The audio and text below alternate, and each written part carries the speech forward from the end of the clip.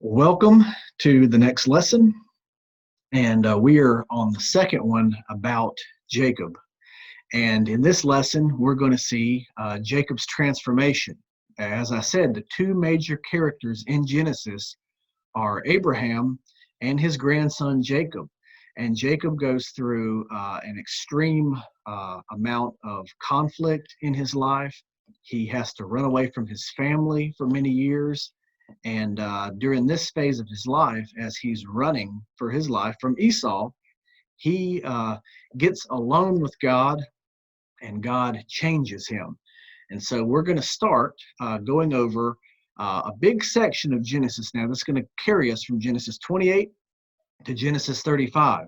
And we're not going to read the entire thing. I've got it divided up into sections that are going to be just the high points. And so we're not going to follow all the stories. We're just going to make sure we go over the most important ones. Hello and welcome to Lesson 12. We are going to be going over a big chunk of Genesis today. We're going to start in Genesis 28 and go all the way through 35, but we're only going to hit the high points. We're not going to read every word in all of those chapters. So what we're dealing with today, as I said before, the second most important character in Genesis is Jacob, Abraham's grandson. And he, last week as we left him, was being kicked out of his family to save his life and sent off to his uncles up north in Haran. So we deal with this phase of his life where he is transformed by God into a different person.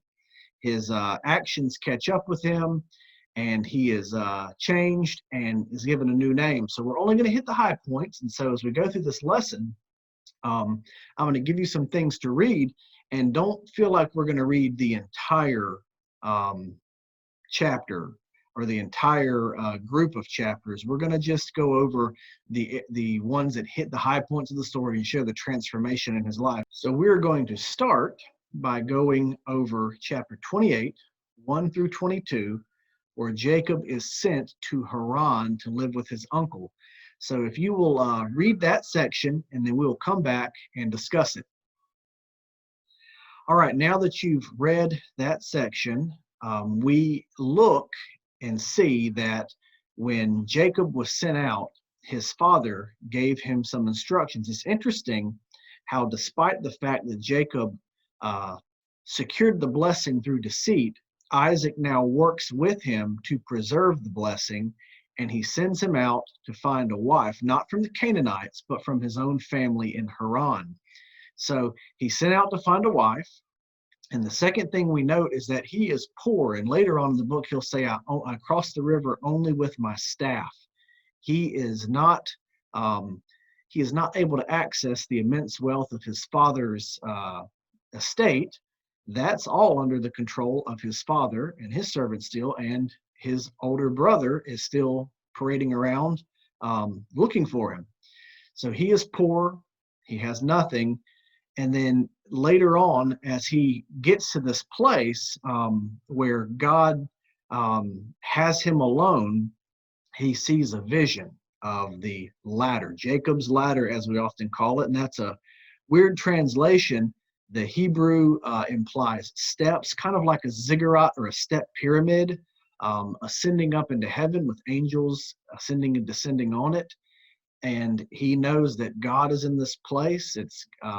He sleeps on this stone as a pillow, and then he sets it up, pours oil on it, and kind of like, when I come back, this is a sacred spot to me, because he has this encounter with God where God restates the blessing to him that was given to Abraham and then Isaac, and he commits himself to God and promises a tithe. So it's almost like through his own deceiving nature, Jacob is thrown upon God's mercy, and God meets him at this place and shores him up, tells him that he will be with him, and really promises to protect him. And so we've got just this great scene where Jacob is finally alone with God and having to deal with the consequences of his actions, but God has not left him. God is actually setting him up for quite a transformation here. We've got another scene coming up in 29, 1 through 30, where, as I call it, the trickster gets tricked. And there's a play on Jacob's name here because he is the deceiver, the usurper, the heel grabber. And the story is interesting because it shows that he gets deceived in a way very similar to how he tricked others. And so read chapter 29, 1 through 30, and then we're going to come back and discuss that and see how his character is changing. Well, now that you've read this, we know when he commits himself to God, being sent to Haran. Now in 29, he meets this wonderful woman, and he wants to marry her. And Rachel, the younger daughter of Laban, and he is sitting here at a well and helps her get water. He has superhuman strength where he moves the stone. It turns out being his family. And so just like the servant of Abraham met Rebekah at a well, well, now we have Isaac's son meeting Rachel at a well. And so this man, Laban, is his uncle. He's got 2 daughters. And we have the scene where Jacob wants to marry Rachel because he loves her. And he works for 7 years thinking, I'm working for my true love. And the Bible says those years passed so quickly because he was in love. Well, lo and behold, he gets married, and it's the wrong daughter. And Laban has tricked him. And so he has to work another 7 years for Rachel because he married Leah. And so he works 7 more years, and then it ends up, guess what? The whole time, Laban has stolen these years of labor for him because Jacob has made him extremely rich because this blessing of God is on him, and everything he touches prospers. So at the end of 14 years, he's got 2 wives, but he's still poor. And so it's a very unfortunate thing where the trickster's been tricked, but we've got this phase in his life where it looks as if he has just been, all the things he pulled on others have been pulled on him now. And so we're going to get to the next phase now of his life and go read chapter 30, verses 25 through 30, and 31, 1 through 9, where we learn about him becoming, as I put it, rich and famous. And so we're going to pause the video, read these, and then we'll come back and discuss it. Well, as you read through this section here, we're going to look at verse 29. And so Jacob and Laban have had a discussion about his wages, and Jacob said to him, you yourself know how I've served you and how your livestock has spared with me. For you had little before I came, and it has increased abundantly. And the Lord has blessed you wherever I turned. So there's this idea that the blessing on Jacob has made Laban rich. So he sets up some conditions about his wages. He wants the speckled and spotted goats, and he gives Laban the ones that aren't speckled and spotted, but he knows the flocks so well. He knows the strong ones. And there's a little bit of trickery here with these branches. We don't know if there was a chemical extracted from the branches that made, she-goats and sheep go into breeding season earlier. We don't know if this is just a way that they thought they could manipulate biology by using some type of charms or something, and God just chose to use it. But whatever happens is it says that God basically sets this up to where Jacob, he becomes rich using these methods. And so his relatives realize God is with him. And he uses these methods to get rich. He re-tricks Laban. And so in chapter 31, verse 1, now Jacob heard that the sons of Laban were saying, Jacob has taken all that was our father's, and from what was our father's, he has gained all his wealth. So they're blaming him. And Jacob saw that Laban did not regard him with favors before, because he's no longer making Laban rich. Now he's rich. Then the Lord said to Jacob, return to the land of your fathers, and to your kindred, and I will be with you. So God tells him it's time to get out of there. And so he takes all of his children and his wives, and he takes all of his wages, his sheep, his goats, and he leaves. And so in the middle of this, his uncle tries to get him. He tries to get him to stay. And it says, and I didn't have you read this, but I'll just go over this real quick, is that in verse 25, Laban overtook Jacob. And Laban said to Jacob, what have you done? What have you tricked me and driven away my daughters like captives of the sword? Why did you flee secretly and trick me? So he tricks him back. And did not tell me, so that I might have sent you away with mirth and songs, with tambourine and lyre.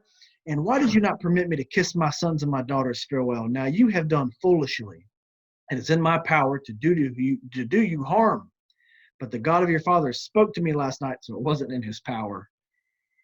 Be careful not to say anything to Jacob, either good or bad.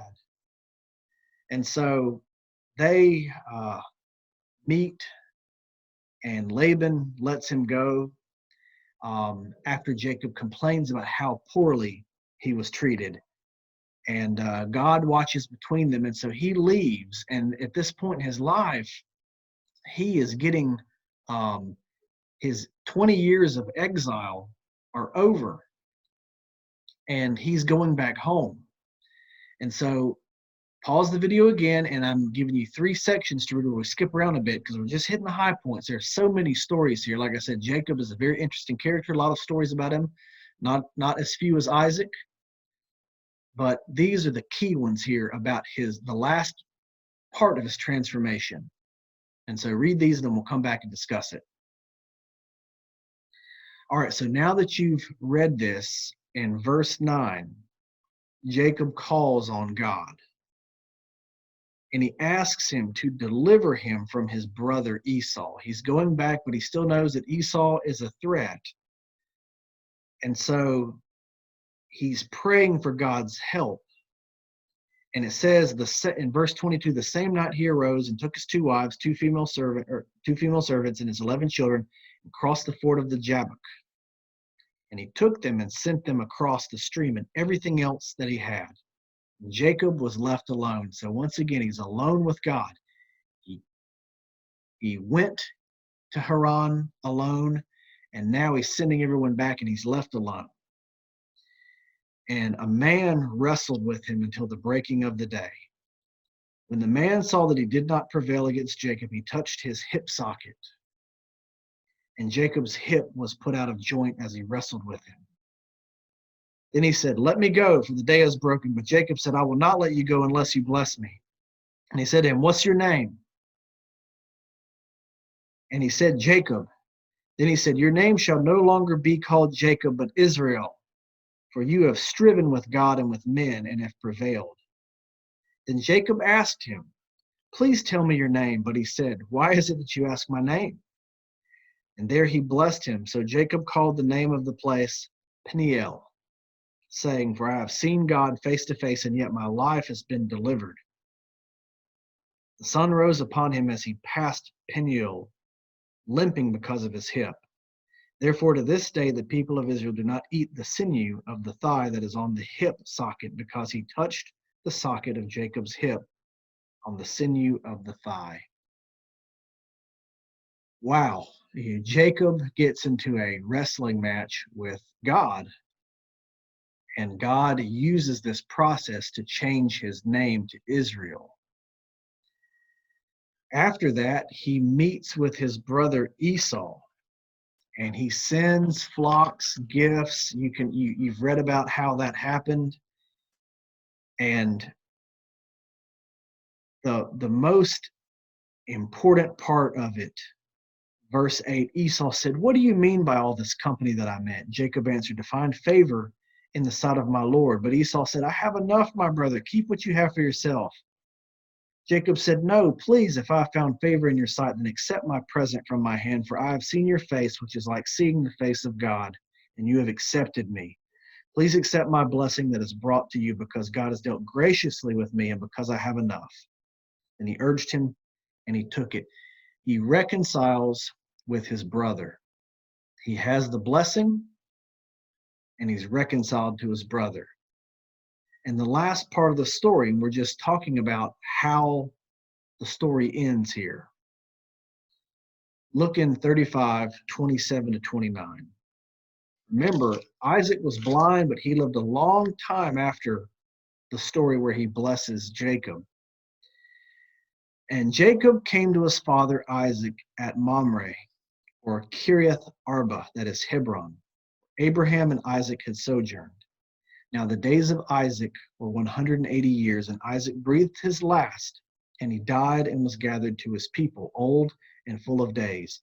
And his sons Esau and Jacob buried him. So not only are they reconciled to each other, they're reconciled to their father, and at his death, he is buried by both of his boys.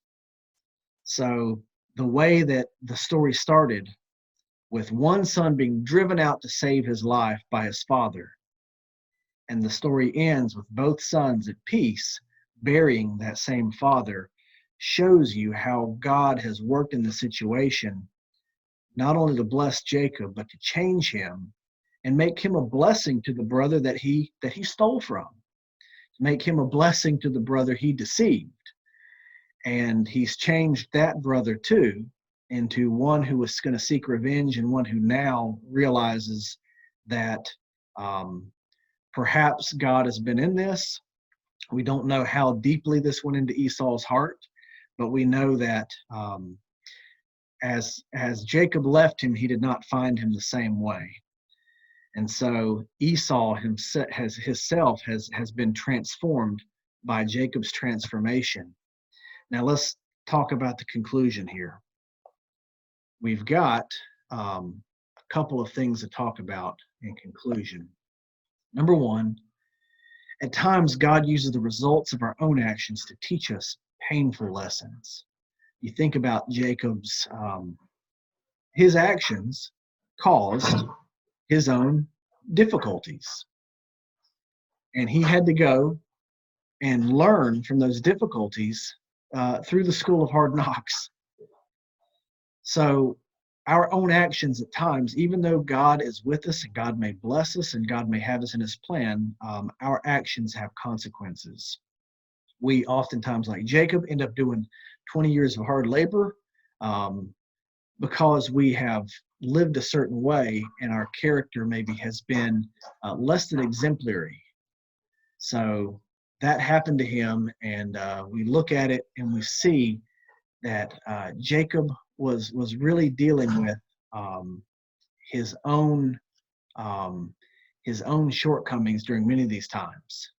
Even though God was with him and he was growing, he was kind of God used his own shortcomings to teach him a lesson. As the Bible says, you reap what you sow. But even in that, we know God's faithful. God takes care of us. Number two, God's promises are sure and he protects them. He protected Jacob. Jacob could have starved. Jacob could have been sold into slavery. Jacob could have been, thrown off the land by his uncle, might have left with nothing. God protected him. Same thing with Esau. Esau could have still been mad at him, but God protected him. God protected Jacob because he had the promise. God's promise was on him. And then third, we look at where the story leaves us. Abraham's grandson is in the land, fearing God and continuing God's work. The story ends. in Genesis 35. The story ended on verse 14, and Jacob set up a pillar in the place where he had spoken with him, a pillar of stone. He poured out a drink offering on it, and he poured oil on it. So Jacob called the name of the place where God had spoken with him, Bethel. He is continuing the work that Abraham started of publicly announcing through altar building that this land belongs to God. It is his land. I am his servant, and I will inherit it. He's continuing that mission that Abraham started, that Isaac continued, and now Jacob is the chosen son in charge of it. So next week we'll look at the story of Joseph. We'll look at how he continues this storyline of God using difficulties in the life of Abraham, Isaac, and Jacob to not just preserve the promise, but to continue to bless his people, his redemptive community in the land. And so we will continue that next week. I hope to see you there. And God bless you and protect you during this time. Can't wait until we are reunited in person. Take care.